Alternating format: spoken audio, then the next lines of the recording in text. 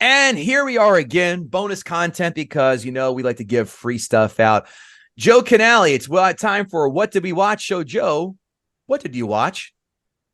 I got two things I watched. One is a movie on Netflix called Extraction 2 with Chris Hemsworth. Did I use yours? I'm sorry. No, Kevin Israel loves to watch garbage Netflix-only movies, and this is his wheelhouse. And you just came in here and kicked all the dicks out of his mouth with this. You took my old Netflix. No, go ahead.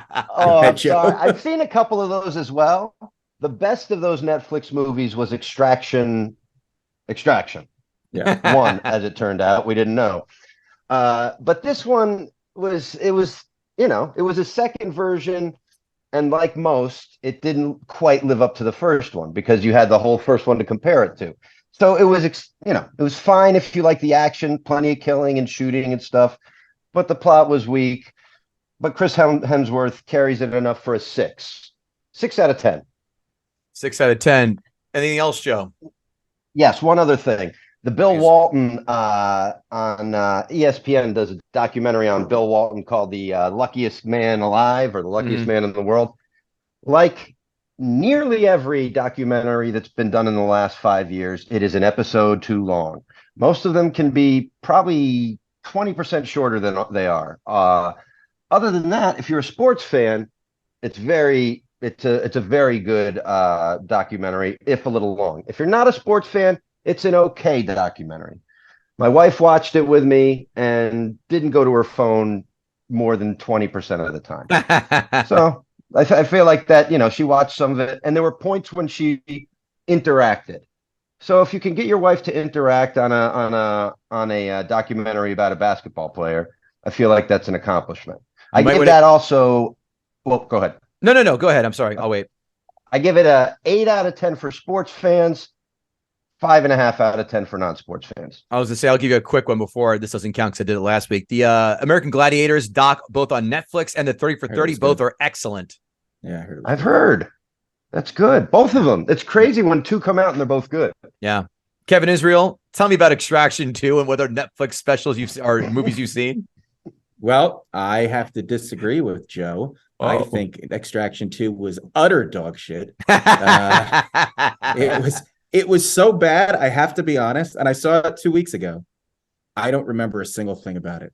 I couldn't tell you what the plot was. Yeah, I couldn't tell you what the plot was. It's the sister-in-laws in there somewhere. Yeah, they had a reason so to get bad. The first one really had that 80s action movie feel where it was just, okay, Chris Hemsworth, a good-looking guy, he carried the part, he was big, he was strong, the whole thing. This movie was just a mess. It was, and I don't remember. Like I said, I don't remember. It's terrible. 3 out of 10. And I just started watching a series on Apple TV called Silo, which is based off of a book series that I actually read. Post-apocalyptic type storyline. It's a 3-book series. Each book follows what's going on from sort of a different viewpoint and a different timeline. I've watched the first couple episodes. They really captured the books well. So well that it's almost hard for me to watch because I know what's happening. But if you haven't read the books and you like post-apocalyptic kind of the kind of what happened to these people, what's going on, kind of stories, it's good. I would definitely check it out. So far, I would give it a 7.5 out of 10. Oh, Can I recommend a book series just quickly? Yep. Why not? It's going to be a Netflix series soon. It's called 3 Body Problem. And it's I heard about that book. I heard about that. Yeah. Oh, it's crazy. I've never read sci-fi that has made me question existence in the universe and all that. Yeah. First book is very long, like all these, like the Lord of the Rings first book. If you can get through that, the second and third are great, and it's going to be a Netflix series. And I find it quite mind-blowing. Cool. And I don't ever say that. Well, sorry, you know Kevin. What, Joe? No, that's okay. You inspired me because now I'm going to do a quick book review. I am now about the third way in. Kevin Israel, this book is you and me all over it. It is called The Last Action Heroes, The Triumphs, Flops, and Feuds of Hollywood's Kings of Carnage. What is it about? Every single action hero from the 80s and 90s outline. Arnold, Stallone, Van Damme, Chuck Norris, Dolph Lundgren, Seagal, all of them. And they're just reliving the feud between Stallone and Schwarzenegger. I am riveted by that.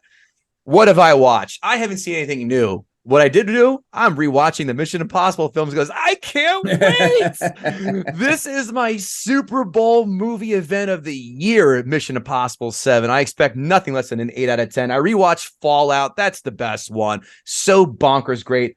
It's an 8 out of 10, 8.5 out of 10, excuse me. And I'm watching right now Rogue Nation, though that's number 5. It's Tom Cruise bats 800 in my book. The man rarely makes a bad film. These films are works of art, and he goes bonkers with his own stunts, and the stories are airtight. I love them. I cannot wait. I will be seeing that opening day as we speak. So there's nothing. I'm excited for you. Yeah, I am too. You're very excited.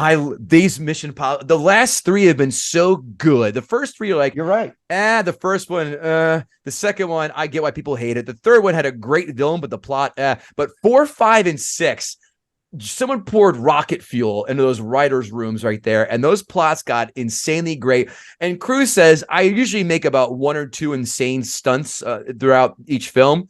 Nah, I'm gonna do about 5 to 8 now in every film. It is. A motorcycle jump is bananas. I'm telling you, he's like Barry Bonds when he was juicing, because Cruise is taking all that stuff too right now, but he can in a movie. But it's the same kind of dominance. He's getting the same HGH that Bonds had. And he's drinking the runaway blood of young Mormon boys, and he's working. Full Thetan. He's full Thetan, so he can. Whatever that Scientology level he's at. He doesn't need blood. I can't. It's going to be great. All right, that's going to wrap it up for What Did We Watch today, everybody. Thanks a lot, and we'll see you later. Aloha.